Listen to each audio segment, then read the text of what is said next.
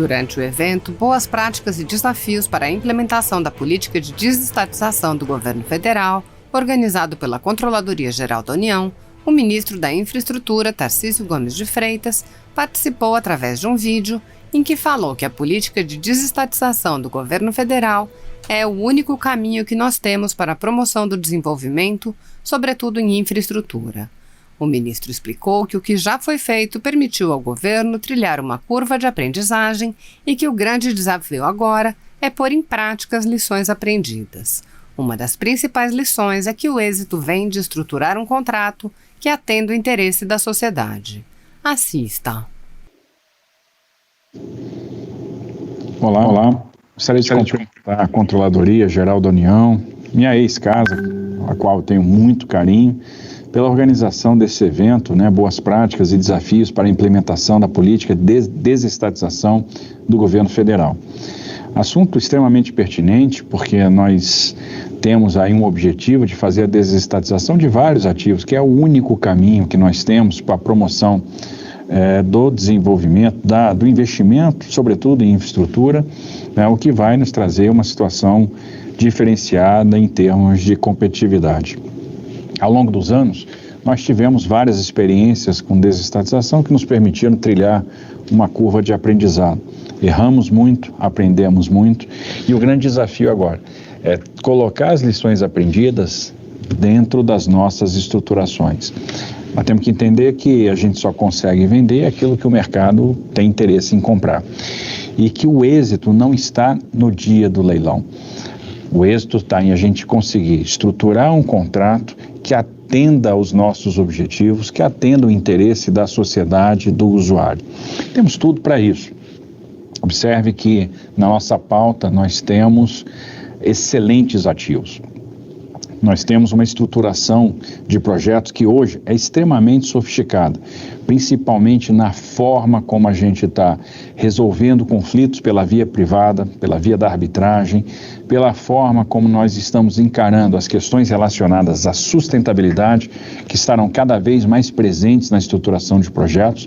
Vamos lembrar que em pouco tempo os fluxos financeiros vão estar completamente atrelados aos padrões ambientais, isso é inescapável. Temos feito um esforço muito grande para mitigar riscos, sobretudo o risco de demanda, o risco de câmbio, pela elaboração de instrumentos financeiros, mecanismos de poupança, como a outorga variável, para custear, por exemplo, participação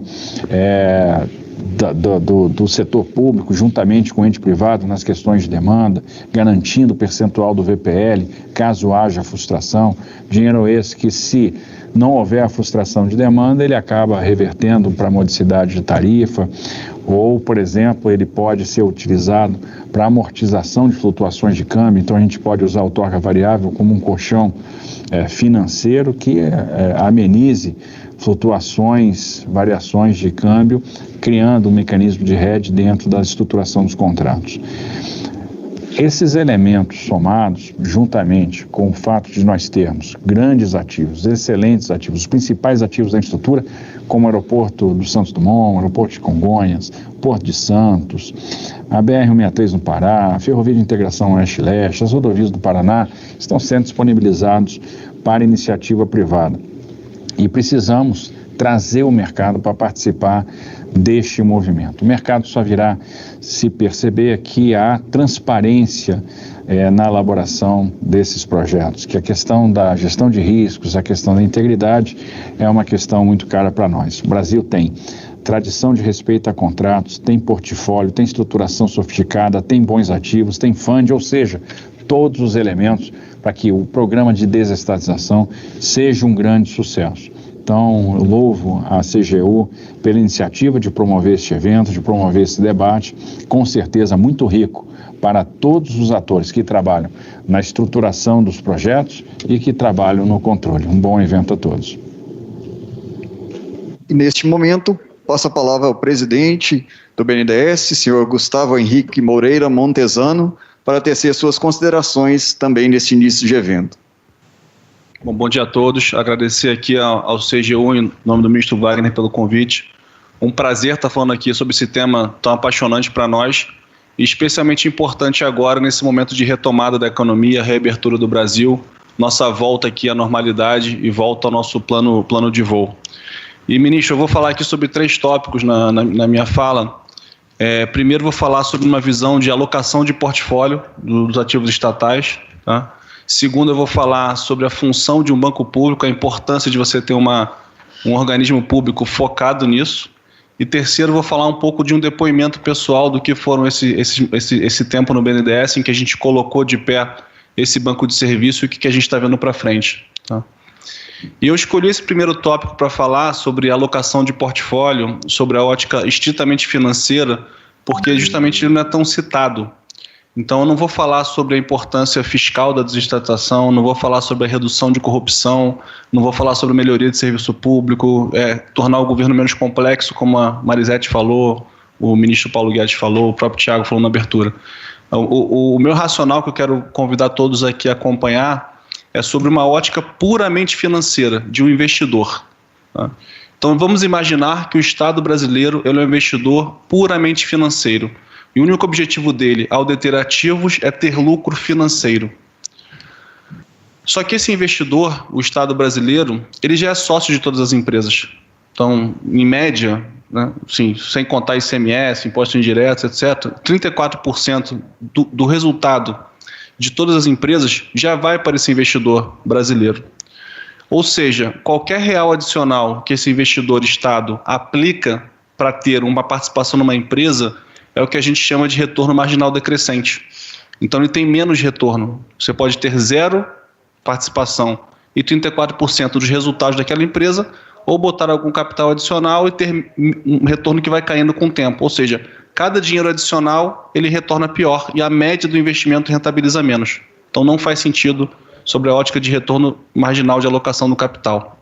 Só que esse investidor, Leonel, por uma peculiaridade dele, além dele ser sócio de empresas, ele é sócio de pessoas. E esse investidor é o único que pode ser sócio de pessoas. Nenhum investidor privado consegue ou tem a capacidade de ser sócio de pessoas. Acho que até gostariam, que é um baita investimento.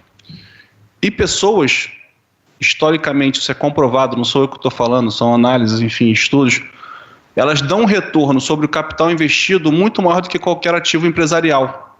Você investe em saneamento, segurança, saúde, educação, e tudo que aquela pessoa gerar de salário, vai gerar imposto, vai gerar consumo, gera também renda para esse investidor. Ou seja, tanto pela ótica de alocação de retorno marginal decrescente, não faz sentido investir em empresas, e mais que isso, pegar esse capital imobilizado e alocar em seres humanos, dos quais o Estado também é sócio, gera mais retorno financeiro para o Estado do que alocar na empresa.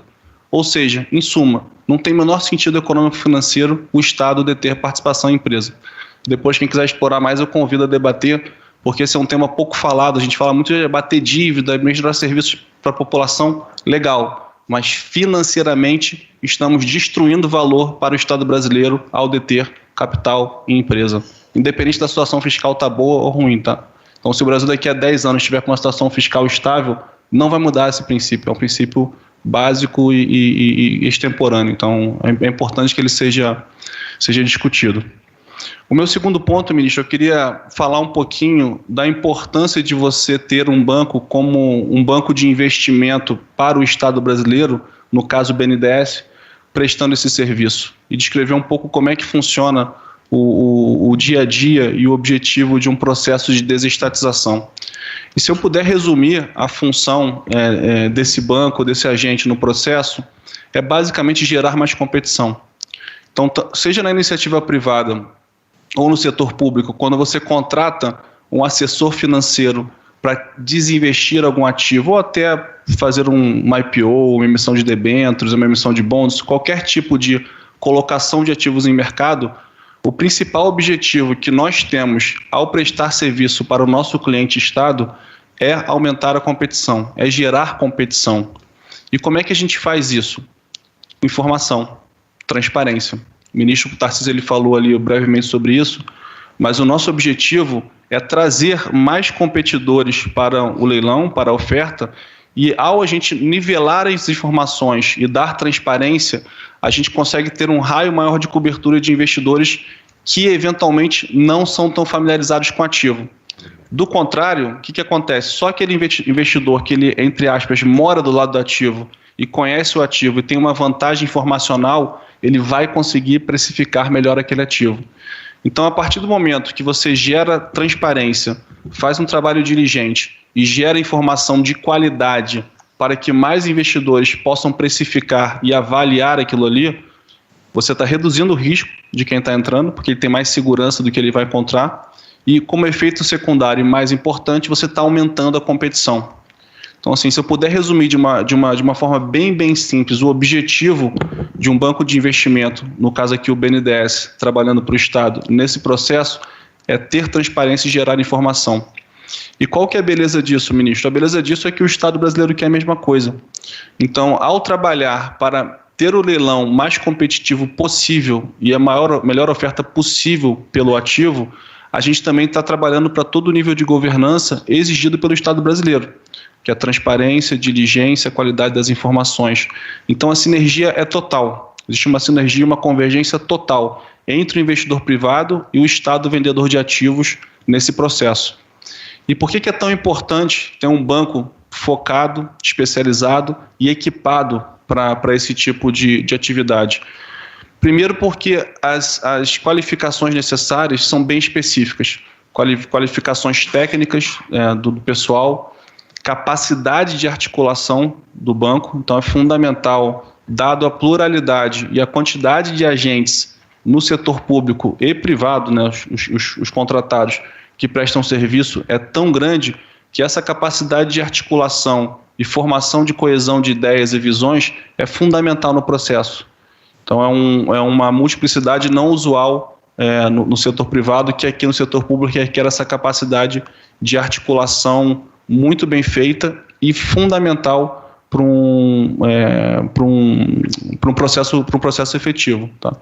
E por fim, esse aqui é um negócio de escala, é um business de escala que a gente chama. Então se você tem um agente financeiro que vai fazer uma desestatização, é uma curva de aprendizado longo, vai ser custoso, vai ser demorado e eventualmente aquele agente vai aprender. A hora que a gente pega, em vez de um projeto, 10 projetos, 100 projetos e bota dentro da mesma estrutura, naturalmente reservado à capacidade de gestão daquela estrutura, você ganha escala, você se especializa, você fica mais eficiente e você consegue fazer isso de forma mais célere e melhor. E é o conceito do shopping center, sobre a ótica de quem está comprando um ativo, comprando uma roupa ou indo comer alguma coisa. Quanto mais ativos esse banco, essa instituição tiver sobre suas mãos, mais investidores vão ficar ali falando com esse banco e vão estar orbitando e visitando o trocadilho aqui, o shopping center. E esse contato do banco com os investidores é fundamental para ter o que a gente chama do feedback loop, de entender o que os investidores estão pedindo, quais são as demandas, e aí seja para uma privatização de energia elétrica, imobiliária, ambiental, saneamento, as coisas se falam. Então ter esse hub, ter esse ponto de contato onde você escuta o mercado e traz para dentro da casa e, portanto, para dentro do Estado brasileiro essa visão do que faz sentido ou não, ela também agrega muito valor para o processo. Então, resumindo aqui esse segundo ponto, não só porque é o BNDES que eu estou representando, mas ter uma instituição de Estado que presta serviço de banco de investimento ao Estado brasileiro de uma forma em escala e especializada, agrega muito valor para o processo. Por tudo que eu falei, e aí conversando com os meus amigos do TCU e CGU, vocês também relatam que é mais fácil fiscalizar um ponto focal. Então você também facilita ali a governança até de fiscalização. Então essa é um pouco a linha geral de atuação do BNDES e é o que a gente tem feito no banco nesse último ano e meio. E aí, indo agora para o meu terceiro ponto, para fechar aqui o meu discurso e dando um pouco de depoimento pessoal do que foi esse tempo e o que a gente está vendo para frente, mas a construção desse BNDES como banco de serviços, ela começou já na campanha eleitoral, onde o ministro Paulo Guedes já falava bem objetivamente da relevância, da importância de ter um BNDES atuando com serviços para o Estado nessa atividade de serviço, né, sem necessariamente aportar recursos, mas aportando conhecimento, aportando network, aportando processos, etc. E o que aconteceu nesse último um ano e meio, quando eu me juntei ao banco, foi justamente colocar de pé essa visão que ele tinha. E quando você coloca de pé um negócio novo, algo que ainda não roda na escala e na dimensão que era anteriormente, você naturalmente tem surpresas. E o que aconteceu nesse último ano e meio é que, na verdade, a gente errou o tamanho do business, mas a gente errou feio. O tamanho do negócio de desestatização no Brasil, ele é muito maior do que a gente imaginava, mas muito maior. E é até interessante que quando a gente começou a colocar de pé o nosso banco de investimento, uma das etapas de plano de longo prazo era atender os municípios. A gente ia começar atendendo o governo federal nos ministérios, depois ia atender os estados, né, ao longo agora de 2020, e em 21, pós a campanha eleitoral, a gente ia começar a atender os municípios. Vai ser impossível, a gente não vai conseguir. Por quê? A quantidade de ativos, de oportunidade que a gente viu a nível federal e estadual, ele ocupa totalmente a estrutura do banco.